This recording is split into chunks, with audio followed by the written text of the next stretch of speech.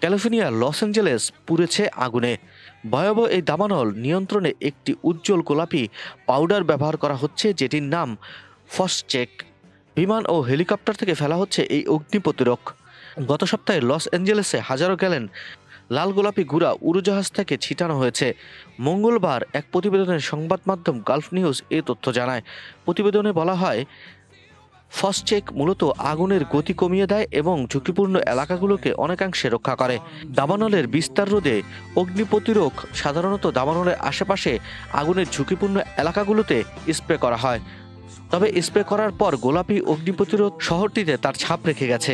আগুনে ভূষীভূত শহর লস অ্যাঞ্জেলেসের বাড়িঘর ও যানবাহন এখন প্রাণবন্ত রঙে রঞ্জিত। মূলত পিঙ্ক কালার আগুনের বিরুদ্ধে পরিচালিত ভয়াবহ যুদ্ধের স্পষ্ট স্মারক হিসেবে কাজ করে। অগ্নি প্রতিরোধক হল ফসচেক নামক একটি পণ্য পেরিমিটার নামক একটি কোম্পানি বিক্রি করে। এর আগে ১৯৬৩ সাল থেকে মার্কিন যুক্তরাষ্ট্রের দাবানল মোকাবেলায় এটি ব্যবহার করা হচ্ছে।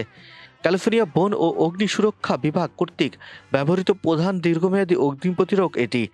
২০২২ সালে অ্যাসোসিয়েটেড প্রেসের একটি প্রতিবেদন অনুসারে এটি বিশ্বের সর্বাধিক ব্যবহৃত অগ্নি প্রতিরোধক। গত সপ্তাহে দক্ষিণ ক্যালিফোর্নিয়ায় দাবানল ছড়িয়ে পড়ার সাথে সাথে যানবাহন ও ড্রাইভওয়েতে গোলাপি পাউডারের মতো পদার্থের ছবি দেখা গেছে। তবে ফসচেক তৈরি করা কোম্পানি পেরিমিটার নিরাপদে পাউডার পরিষ্কার করার ক্ষেত্রে সতর্কতা জারি করেছে।